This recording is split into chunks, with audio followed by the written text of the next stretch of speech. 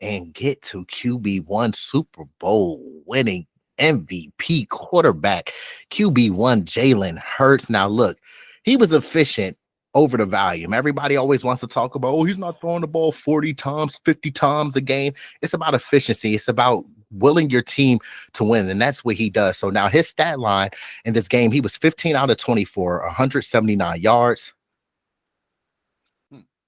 4 touchdowns. Let that sink in. And 0 interceptions. He takes care of the ball in amazing, phenomenal ways. Now, look, for all y'all math elites and mathematicians and math freaks out there, that's a 75% completion rate. All right, 75%, ladies and gentlemen, boys and girls of all ages. Usually a great game from a quarterback, it's around like 70% completion percentage. He had 5 more percentage points over that, okay? At times, he was 7 out of 8 when the Giants played man coverage. Look, do not leave our receivers one-on-one because QB1 will simply make you pay. Even though we didn't have Arthur Juan K out there, oh, we still got Slim Reaper. Y'all keep sleeping on him like he's not a bona fide number 1 receiver. And then on top of that, you already mentioned it, Huss, with Dallas Goedert. He's a mismatch nightmare in man. For that's a safety or a linebacker trying to stick with Dallas Goedert.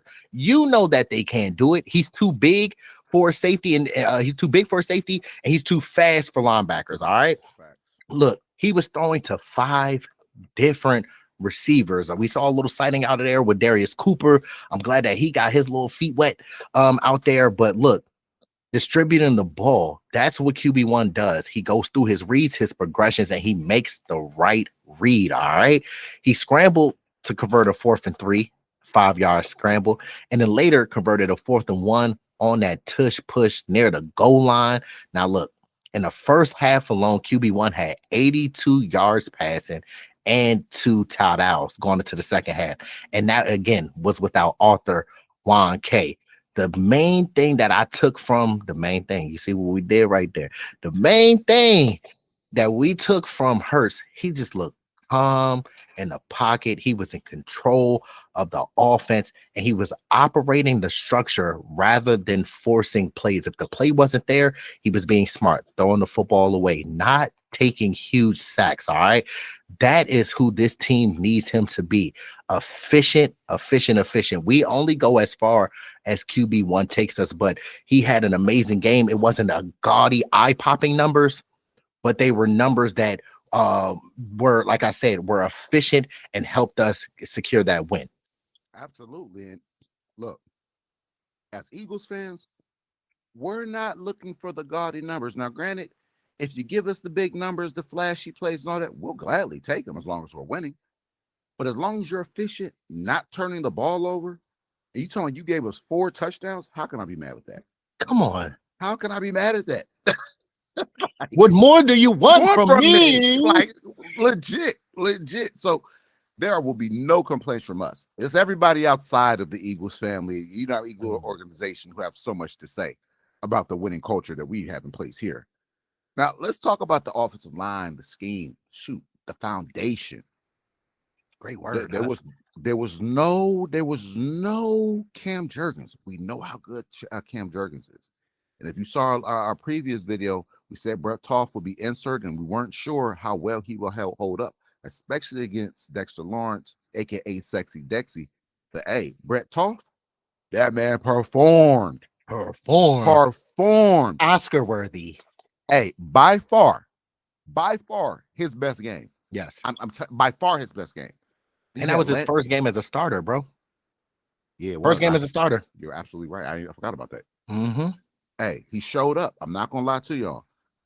Hey, you could I'm not just talking a little mess. You could arguably say he played a little better than Cam being this season during this game, because the run game has not been there. It's a breath. It worked out. Now I'm just saying, hey, Cam, we like big dog. I'm just talking a little mess. But no, Landon Dickerson, Mailata, Tyler Steen, Lane Johnson, all contributed in the run and pass blocking.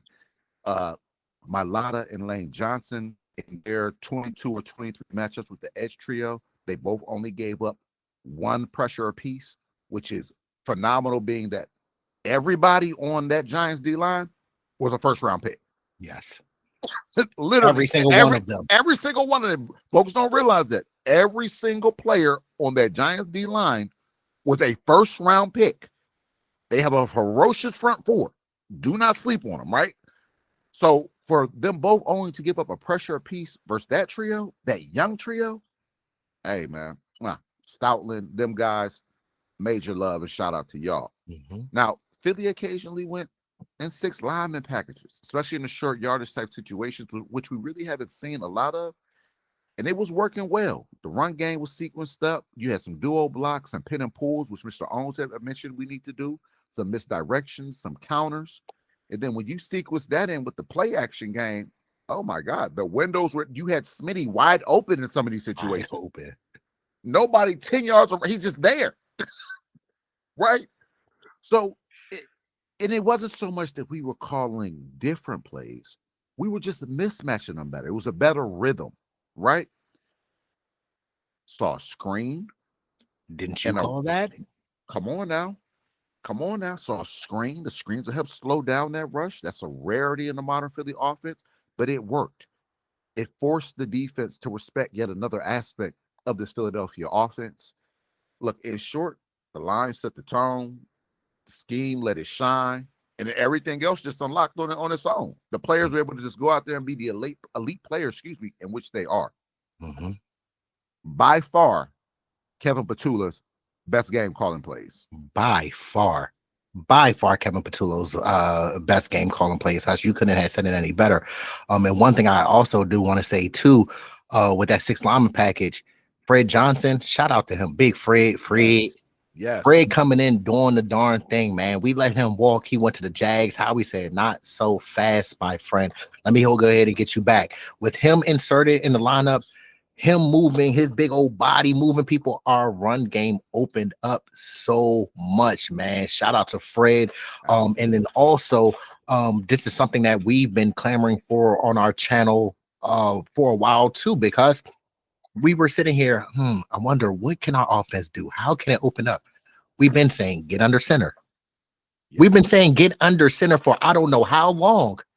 And now we get under center, get back to basics as you started in this video. And what do? Our offense is starting to unlock our potential. And the thing is, it's simple. Execution. That's what we performed. That's what we did better.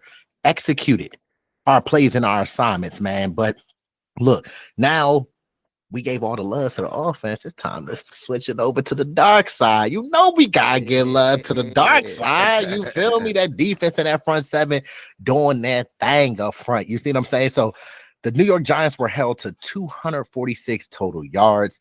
We outgained them, as I mentioned earlier in the video, 427 to 246. All right. Look, Jalen Breadman Carter. He got his first sack of the season, taking down Jackson Dart for an 8-yard loss. We dream chase, because that's all we was given to start with. That was one of the plays where that pocket collapsed beautifully. Our edges kept contained, didn't let Jackson Dart get on the outside. He had to step up in that pressure and that chaos, and Jalen Carter finished him off. Jordan Davis, he said, look, man, if my man's getting some, it ain't no fun unless we all get some, right? You see, we dream chase, because that's all we was given to start with. Then we realized. So he had a sack before halftime, forcing the New York Giants into a tougher position and worse field position. Now, look, Moro Jomo, Josh Uche, they combined for a sack on a key 3rd and 10 in the fourth quarter. Green was obtainable. Now look at us. Look, that forced the Giants into a 4th and 11 and all but sealed the game. That was all she wrote, the fat lady saying. Y'all know what time it was. Even Jeremiah Trotter, coming off of the injury, he came in, he made a goal line play late, tackling Jackson Dart for a 1-yard loss on a 3rd and goal. Look, it's plain and clear cut. The front played clean. All right. They were disciplined. and they used their speed to get around the New York Giants offensive line. They controlled the line of scrimmage, and in the back end, we limited big plays. We kept everything in front. You know how Fangio has the umbrella in the back end. That's one thing that me and Big Huss saw when we were playing the Giants, more communication on the back end. Everybody knew their assignment. Everybody knew where their teammate will be, and they executed at a very, very high level. Look, it's the defense didn't steal the game, but look, they absolutely kept it from slipping out of the reach. We know that the Giants were trying to make a push late in the game, but the defense bowed up, did their responsibilities, and we got out of there with that much needed dub that we needed in South Philadelphia. Absolutely. Now, a lot of good happened this game. We gave y'all a lot of good that's happened this game, right? But we have to talk about some of the bad, some of the ugly. Maybe we'll start with some execution issues, right? The Eagles had one 3-and-out drive. It was forced by a sack on a 3rd and 7 by Darius Alexander. We have to start avoiding some of these sacks. QB1, you have to start helping yourself out a little bit more and just throw the ball away. I know with all the weapons that we have and the talent in which QB1 has, we feel that we can extend some plays. And a lot of times it does work out in our favor, but there is a fine line that you have to kind of walk across. And and that was a situation where he could have just threw it away and really avoided it. Yes. Lane Johnson was flagged for a holding, wiping out a first down. You had Tyler Steen, who jumped off sides on a 4th and 3 in the red zone, which we were more than likely gonna convert, forcing Jake Elliott to then make a 50-yard field goal attempt, which he missed as it clanked off the uprights. Look, these penalties and mental errors could have cost us really dearly in the end, but we were able to rebound. Mentally, we have to get better. We have to stay engaged in the game on both sides of the ball for a full 60 minutes. That's a lingering issue that's kind of we've had since week 1, the mental errors. Let's tighten up there. Now, some of the defensive hiccups or breakdowns on the first defensive drive of the second half, Philly had allowed a 3rd and 8, 3rd and 12, 3rd and 7. What are we doing? Yeah, and then My gosh, they had to settle for a Graham Goodall field goal. But giving up the 3rd and longs, get off the field. Get off the field, right? Dart later connected on a 20-yard pass to Daniel Bellinger on a drive where the Eagles rushed forward with no pressure. They locked up the lineman one-on-one, and he was just there, right? You had Cam Scatterbull, who scored on an 18-yard reception where I believe it was Patrick Johnson. He slipped, and it wasn't like Cam did anything crazy. PJ he just slipped. Let's lock in, man. A few of these flags could have wiped out good plays, but look, all in all, on both sides of the ball, stay locked in. We cannot afford the slip-ups. Every week, we are getting every team's absolute best. We are there. You saw how the Giants celebrated the first time they won. You'd have thought they was hoisting the Lombardi right then and there. That's how these teams feel when they play us. So we don't have room for a lot of mental errors because we're not going to get a lot of calls our way, right? And things just you can't give them the bullets to the gun, right?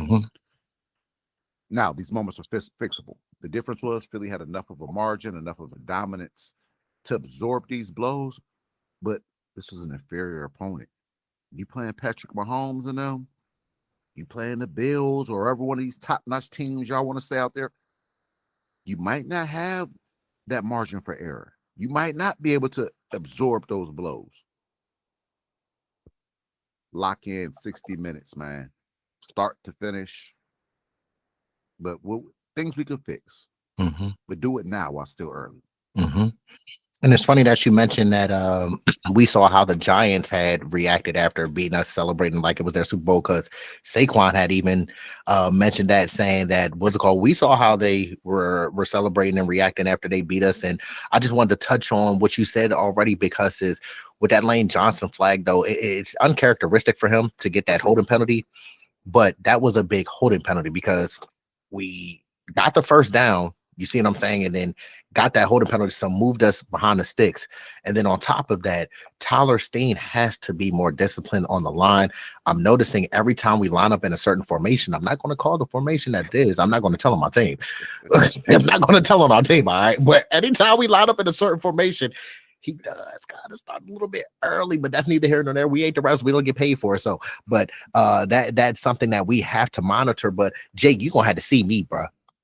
You're going to have to see me because I definitely said we was going to score 41. And if you had hit that 58-yarder, bro, we would have been at 41. You see what I'm saying? But you want to clink it off the upright, bro. Hey, Jake, you're going to have to see me. I know what the NovaCare complex is. It ain't no threat, though.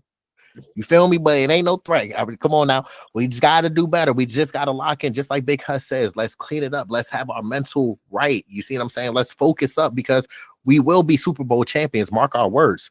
We will win the Super Bowl, barring health. We just have to get better and get back to being disciplined with the Philadelphia Eagles. Now, some takeaways in pertaining to the stats of the game.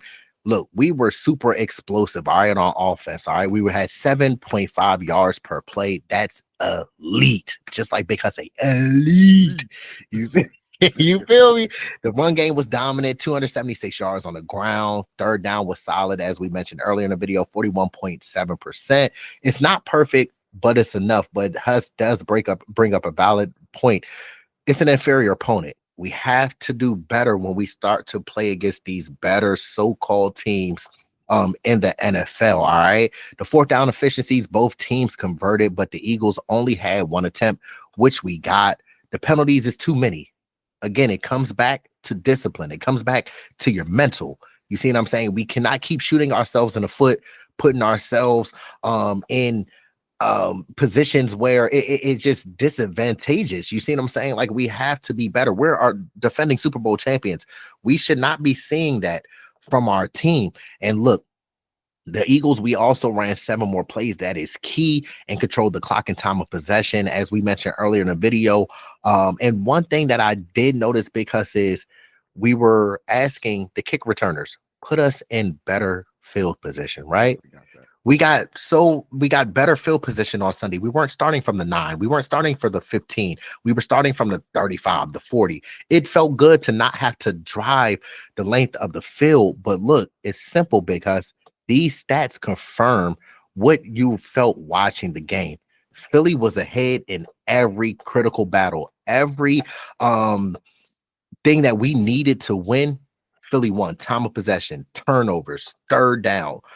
All 3 phases: offense, defense, special teams. When you play as a collective and you play as a group, these are the results that we will continue to see. No, for sure. And I think you kind of hit on the head when watching the game and then pairing it with the stats, it matched. They passed the eye test. You felt like the Eagles were dominant from start to finish. You never felt like we were giving the Giants hope, like in that first match, right? Now, this could be a moment of identity, because some teams find themselves in games like this. You know what I mean? After early season turmoil, injuries, inconsistencies, this game definitely felt like a reboot before the bye, being a team that really beat us bad the first game around, like truly beat us bad the first game around. We showed that we can run it, pass it, protect the QB. We showed pressure, but more than anything, we showed that we can close games out, right? The core of the identity was balanced, physical, confident, tough to beat in all phases when we're playing like that. What's tough? What is it?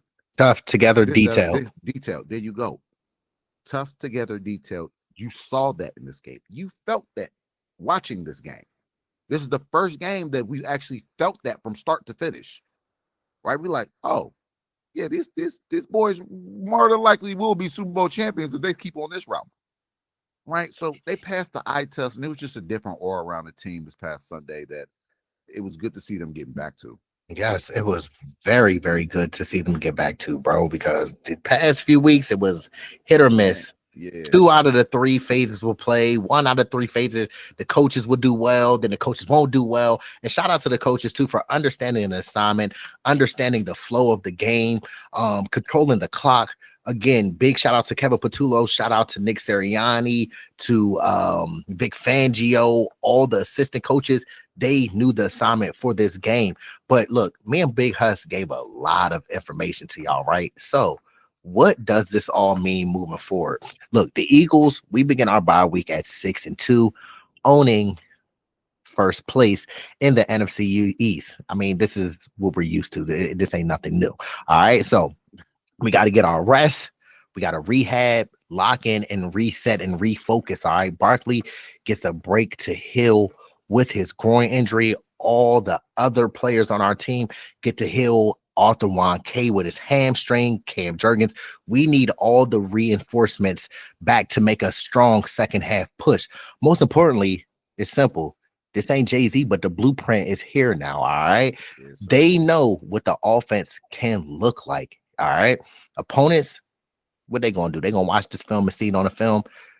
We here up in here in Philly, it's no longer just trick plays and just running around in a backfield trying to run basic running plays or take just the deep shots down the field.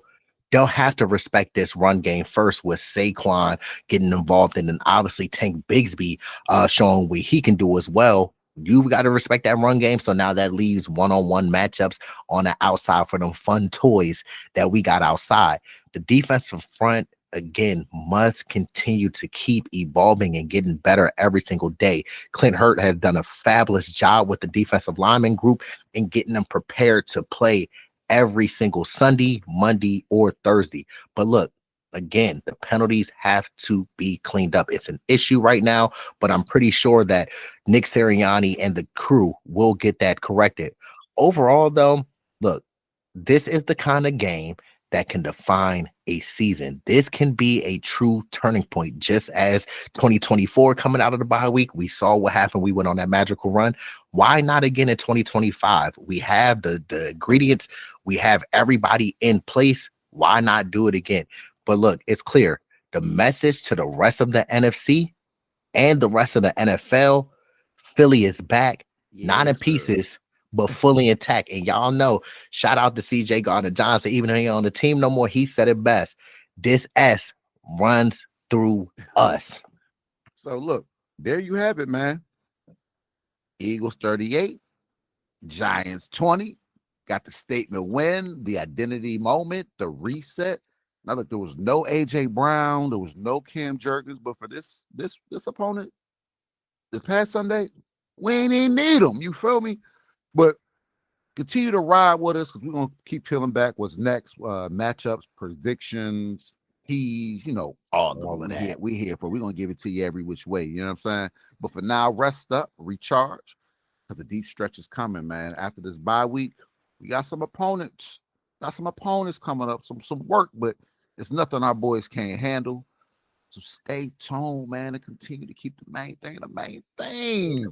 Ain't the main thing, man. And look, cause like you said, this is pivotal with this bye week to get recharged and refocused. Because like you said, this second half is going to be critical, especially with seeding and everything in the playoffs. Y'all know we want that home field advantage at the lake. Y'all know we want it.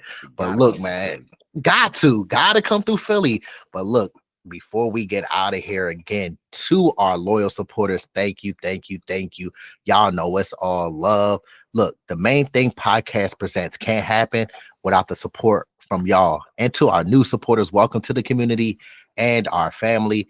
Let's continue to do our part as a community and a family. Please continue to like the videos. It does help with the visibility in the algorithm. Disrespect that comment section, share, and subscribe to the community and our content. And last but not least, you're not going to forget to do this because me and Big Huss will remind you. Make sure to turn on that notification bell, also known as that Liberty Bell looking thingy, so you don't miss when Swoop comes out with the Eagles news and updates. And you won't want to miss it, okay? But I hope everyone's having a great week. Keep your eyes and ears peeled for the next videos. This is the Main Thing Podcast, and I go by Big Huss. And I go by Mr. Owens. And this is where we keep the main thing. The main thing. Hey, stay blessed as flags fly till we die. Till next time, we out.